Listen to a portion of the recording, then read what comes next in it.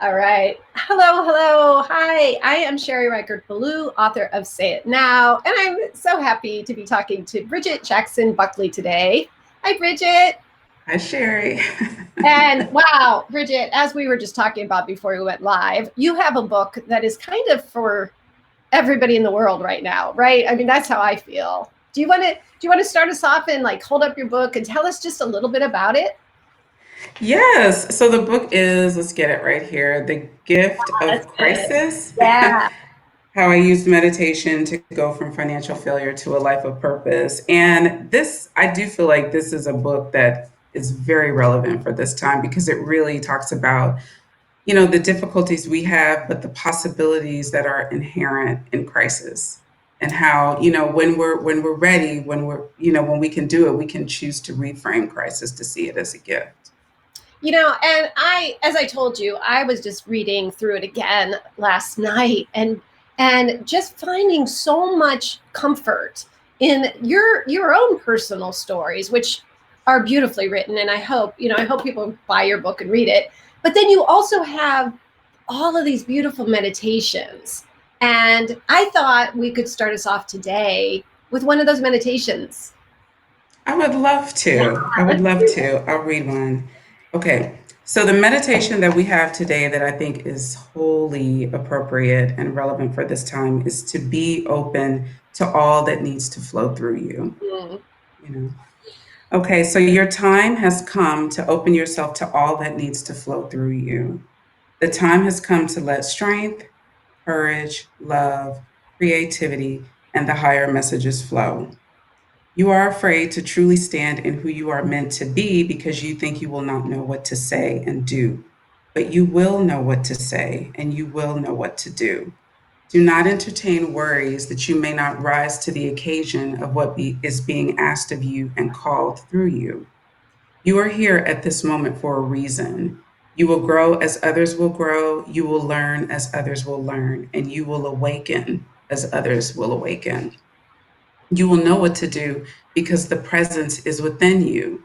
The earth is undergoing critical but necessary planetary changes, and as a result, the entire species is being asked to change, to raise the individual and collective consciousness.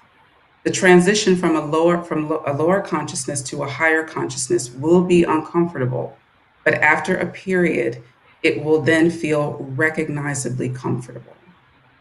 These steps to move into a new way of being, you must take on your own. We cannot force you. We can only speak of the way and let you know what is happening. This great moment has been made available to you.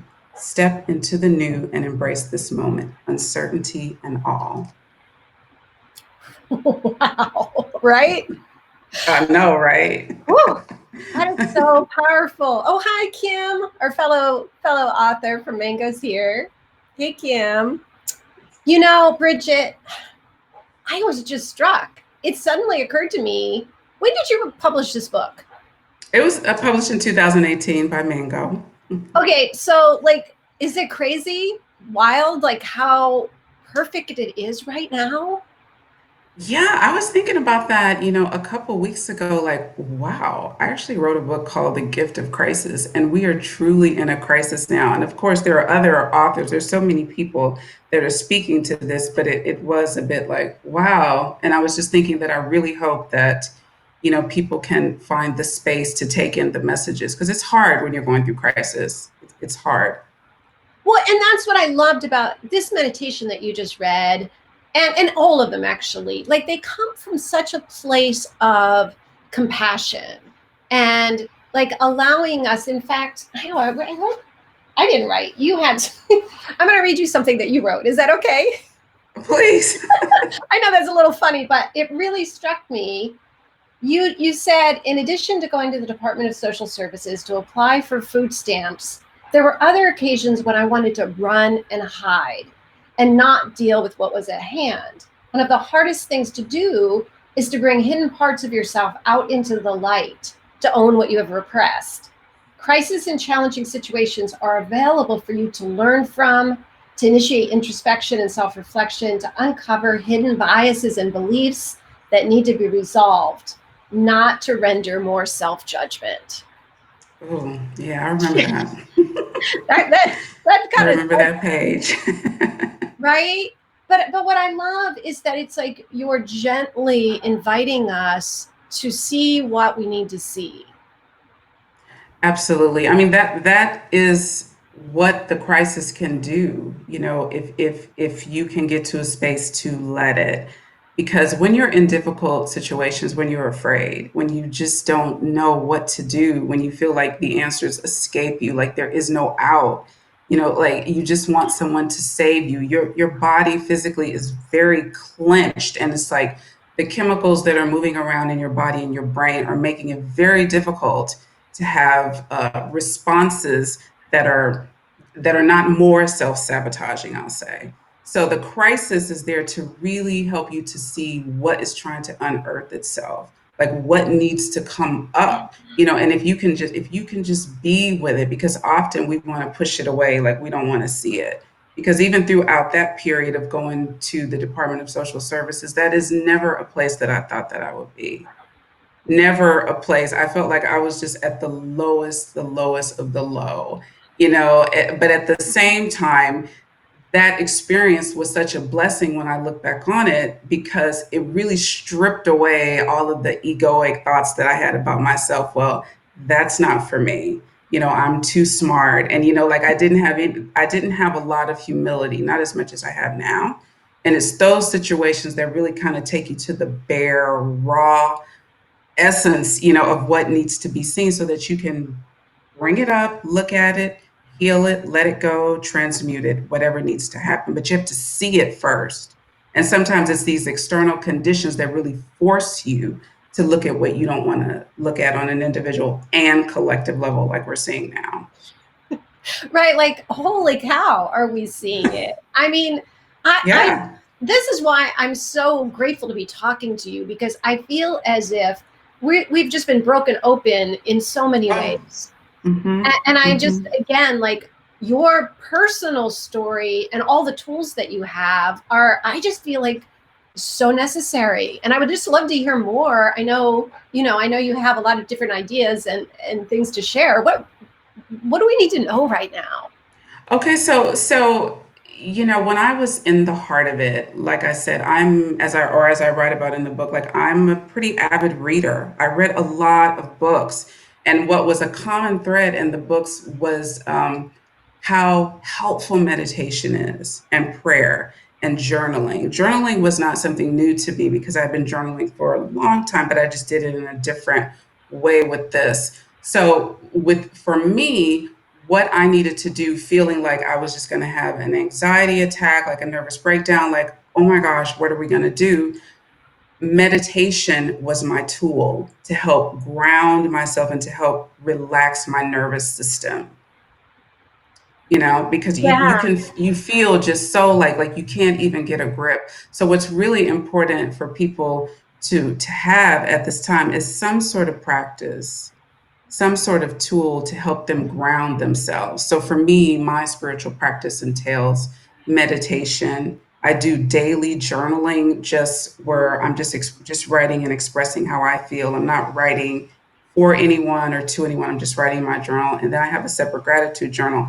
And also going outside and just being in nature really helps me feel like I'm settled in my body and I'm comfortable and calm. And it is from that place that I can make a decision that's not fear based or agitated or reactionary. Now, if meditation and journaling and maybe walking outside is not something that really calls to you, the beauty of the authors that we have through Mango Publishing is that they really put forth various authors that authentically present ways for you to find your own tools to Hmm. help you ground yourself. Like, for example, Nita, Depression Hates a Moving Target, she talks about running. Kim Colgrove, Mindfulness for Warriors, she also talks about meditation, and really how it can help you calm yourself. So there are tools. You just have to find something that helps you to bend a little bit with these times, to be flexible, to see what's uncomfortable, to be seen, in an effort to bend without breaking. Oh, I love that. And can we talk just a little bit about, because I feel as if your particular form of meditation has a uniqueness to it. You know, like, almost like a call and response feel. Yeah. Can Yeah. can you tell us, like, how did you find your way into that particular practice? Well, initially when I first started meditating, I would, do it in the traditional sense where you sit quietly, and that was seriously push and pull. I mean, because it was hard. The thoughts were just, I mean, they were just like zigzag. And now I'm just so happy to say, because I've stayed with the practice, thoughts when I sit to meditate just feel like something like peeking from behind a curtain. They're Mm. not intrusive and just taking over the entire session. So after sitting quietly and having a moment of prayer, I thought, gosh, maybe I can just pose a question and just see what comes up, because so much of the text that I was reading and the books that I was reading spoke about getting in touch with your higher self and connecting to something bigger than you, Yeah. and that there is guidance there. It's not about looking to someone outside of yourself or looking to someone to tell you, but it's really connecting with the deeper wisdom of your soul, of yourself. And so that was the intention when I posed a question during a meditation. And then what came through is what I termed as meditative guidance. Yeah. And so what I did is I just would sit, after putting the kids to bed because they were so young. And I would be in the middle of my bed, like in the dark, and I'd have a notepad and a pen, and I would just pose a question. I wanted a really specific answer, like I wanted a game plan to get out of the crisis. Like, tell me A, B, C, D. But that's not how it works. That's not how it works. So I just wrote down what came through, and then the next morning I would get up and copy it. Just Oh. write it so I could actually read it, because I was writing and it was very difficult to read. And let me just take a step back. I started doing that because I was posing the meditative questions and I couldn't remember the responses. So that's why I started to write it down. Oh. Okay. Because it would Yeah. come through, it was just kind of fleeting and I could never remember it. So I started to write it down. And so the next day, when I would copy it over, I would read it. And at the time, it was just so large. It was an arching message. It didn't seem, I was like, what is this? But then when I went back and started to write the book, it made so much sense. It was so relevant. And it was at that time that I was able to see what came through was not solely for me, but something that could be applicable to everyone going through a difficult time. Wow. Oh goodness. I love that. And it's so interesting because Kim just asked a question that was also going through my mind. So I love that. Thank you, Kim. Bridgitte, Kim is saying, I find that people struggle to accept the idea of meditation when they're in crisis. They resist the idea of stillness. What's your advice? And I just thank you, Kim, because I was also thinking, I know myself when I'm just like, scared or really fearful, it's like what you were saying, the thoughts are just coming and pummeling. What do you say to people in that situation? I think that that's a part of, I mean, what comes to mind right now is Western mentality that you can only get results in doing. And that when you have a spiritual practice, it becomes clear that you get results in being. And meditation is not something, it's not a practice that you do because, it's woo woo she she, you just want to escape, you want to be floating in the clouds someplace. But as you're meditating, you start to see what is coming up. You can see the patterns in your thoughts, and it can help you to see what you're thinking, how that's translating to behavior and actions, and what you are bringing to these situations that we see in the world, to what you're bringing to your life, to how you're interacting with people, like how your actions or lack thereof are contributing to your life experiences and what we see in the collective. So meditation, so what I was trying to show in the book, that it is really practical and it's really viable, but there just needs to be a shift that all solutions are not going to be found in doing. Ah, There is benefit in being. Bridgitte, holy God. I mean, really, right? Like, how beautiful and how necessary is that? Because, I mean, I agree with you. I just feel like in our culture, we just want to we just want to, I think, shake off the feelings for one thing, and so Mhm. by doing, sometimes we can not feel. But what I'm hearing you say is just to allow the feelings to come through us and to listen. Yeah, and it's not yes, so the feelings, but it's not that you meditate and then like poof, something is just resolved. But you can kind of see how the patterns, it helps you to see how the patterns in your thinking are contributing to the crisis, to the problem. And then as you start to see that the process of the falling away of what is contributing to your self-sabotaging thought forms, habits, behaviors, and all of that, how that falls away and it begins to make space for the right action, for the little bite-sized nuggets of information that come in that are guiding you of what's the next immediate step to take. And then also when we're in a really difficult situation, excuse me, when we're afraid, like I said when we first began, we want the entire answer. We want the entire landscape of how to solve the problem just laid out for us. And that's just not, it's not always linear like that. Yeah. So when we are open to new ways of solving our problems, new ways of responding to our problems, we create the space for little bite-sized bits of information or even little energetic breadcrumbs that can lead us. Just take this action right here. Just do this, just do that, and know that the next step, as you're ready to receive it, will be revealed to you. You don't need to know the whole answer. You don't need to know the whole outcome. It's about having faith and trusting that it will be revealed to you. I just wrote that down because I want to remember energetic breadcrumbs. That's Yeah. so beautiful. It's so beautiful. And also, what you're just saying about we don't have to know, all we have to know is that next right action, I think is the way that you said Hmm. that a couple minutes ago. Yeah. Yeah. Yeah.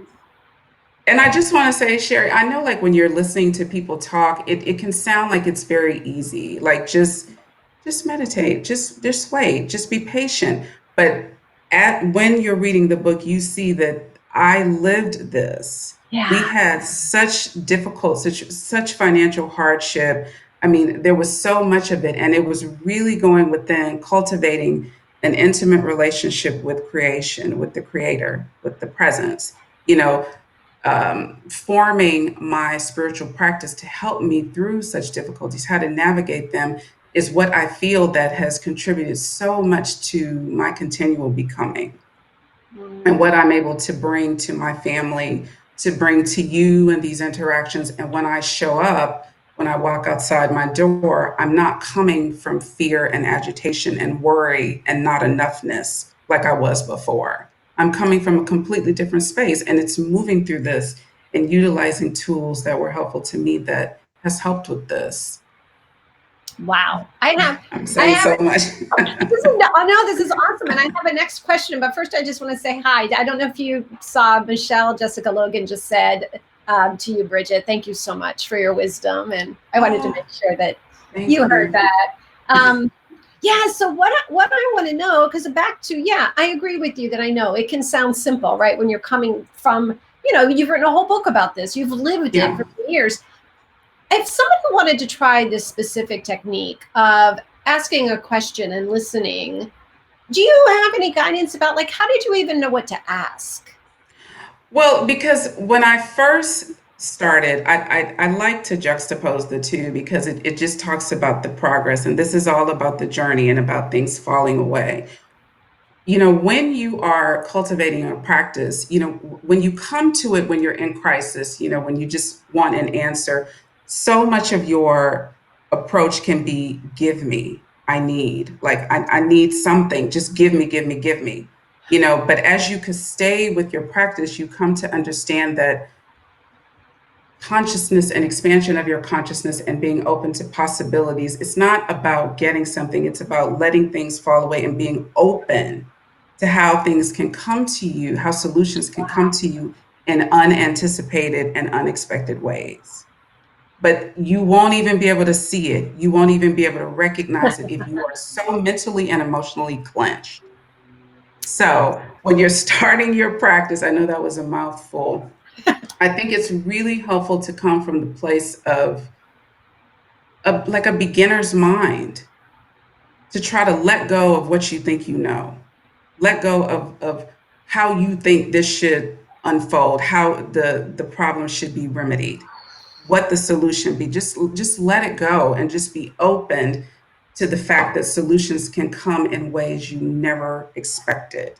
And then from there, be in a place of gratitude. Gratitude fundamentally changes your energy from fear. It makes it lighter. It makes it more so that you feel like you're flowing, so that you can be with the flow and the energy of life. I hope, I know this sounds kind of, but it really is that. So like now when I sit down in my meditation and my prayer, I'm not begging for the lotto numbers like I was, Yeah. when all this started, like, please let me have the winning five lotto numbers. I'm now giving thanks for just so much in my life. And I'm so grateful that I went through that period of crisis, because now that we're in the midst of pandemic and global protests, I am still centered. My spiritual practice helps me to look at this through the lens of knowing that there is a much bigger purpose at play here than maybe we're able to see with our surface level topical eyes. And so from that perspective, I can remain calm, and Ah, I don't need to be reactionary. I don't need to, you may have those moments because we're human beings at a personality level, but when you have tools, when you're grounded, you are the pits are not as deep, and they don't last as long. Like you may have a moment of, oh, what are we going to do? But it may last for like an hour or so, as opposed to weeks and days. well, and I just have to tell you, I had a visceral response. Like when you were talking about like that we just have to let go of everything that we think we know and how we think things are going to happen. I just felt this huge like weight released. Just from me hearing you say that. And I hope if Hmm. people, anybody listening, I would love for people to have that same experience, because there's just this, I felt like you were just, I don't know, opening up this space for for all that we don't know. Like you said, beginner's mind. Yeah, because of that, I can definitely say that will probably be difficult, because we're so used to manipulating outcomes, Yes. to taking actions to bend the outcome the way we think it needs to happen. And if you can just stand in the space of, I don't know all the possibilities. I don't know all the possible ways that this situation, that this problem could be resolved, that we could get money for. I don't know all the possible ways.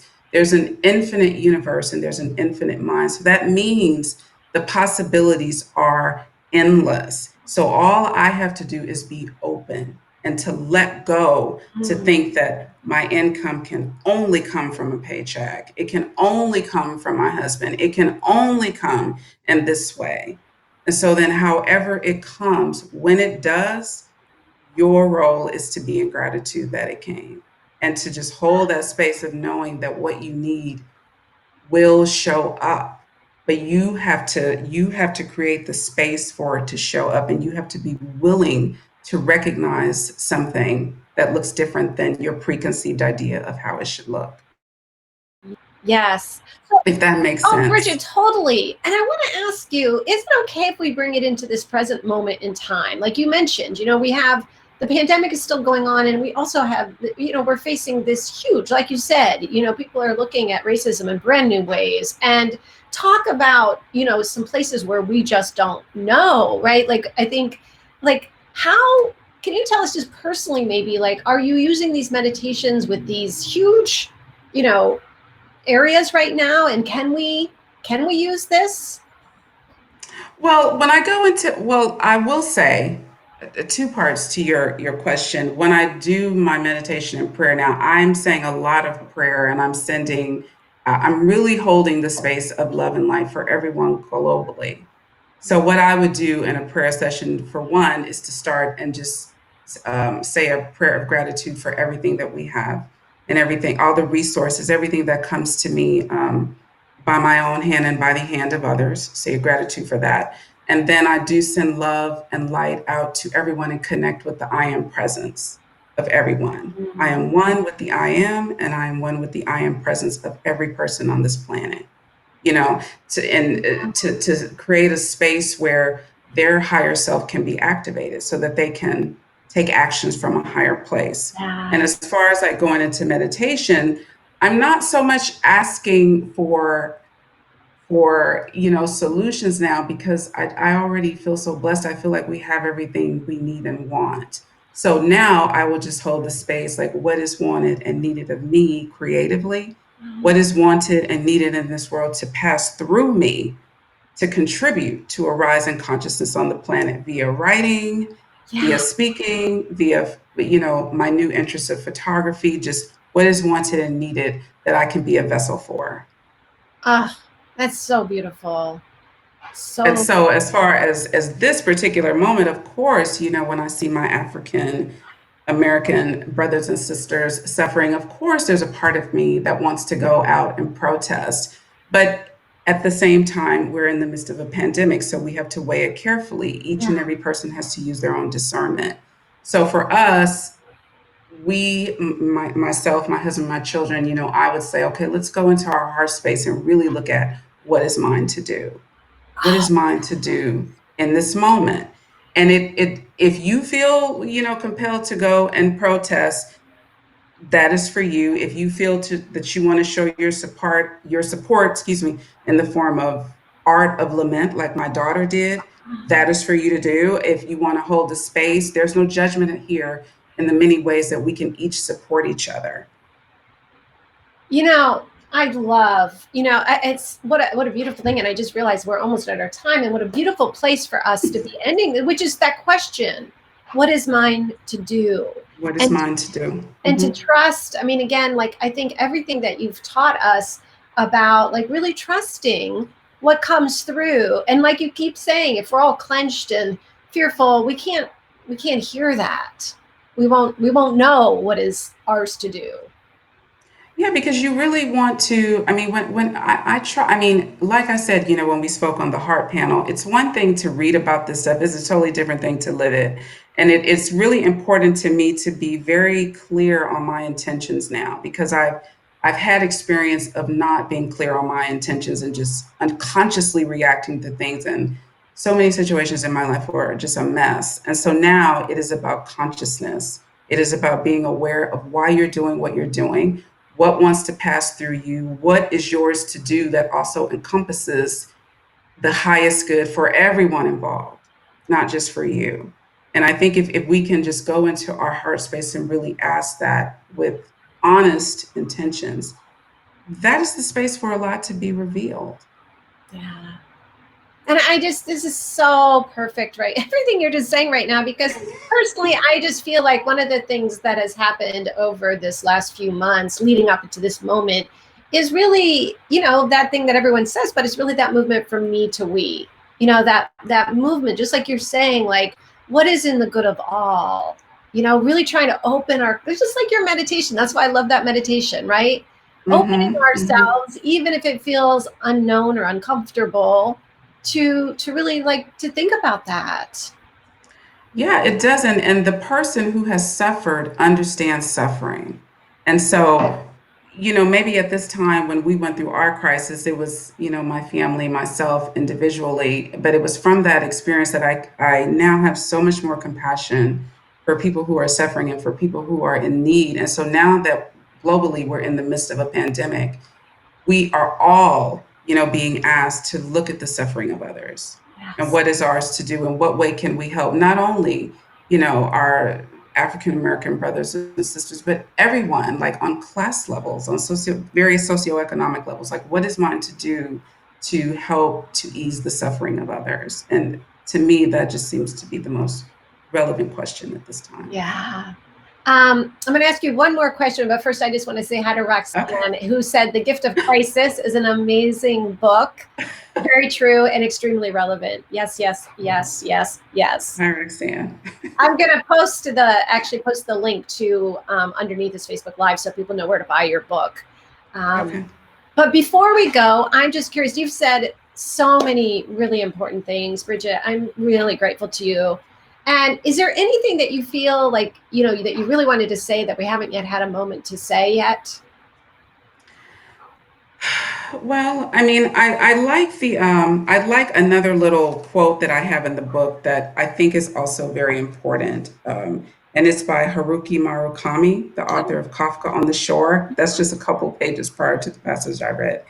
And the quote is, once the storm is over, you won't remember how you made it through, how you survived. You won't even be sure whether the storm is really over. But one thing that is certain, when you come out of the storm, you won't be the same person who walked in. That is what the storm is about. So we can look at that Wow. on a micro and macro level. We're not coming out of this the same way we went in, but then again, we weren't meant to. Wow. That is the gift of crisis. Oh my goodness, that's so beautiful.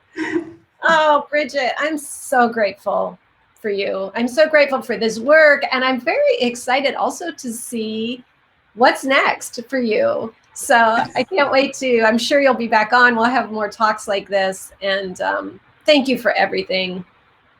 No, thank you. It was absolutely my pleasure. I am so, one of the greatest experiences I've had is meeting fellow Mingo authors. Oh.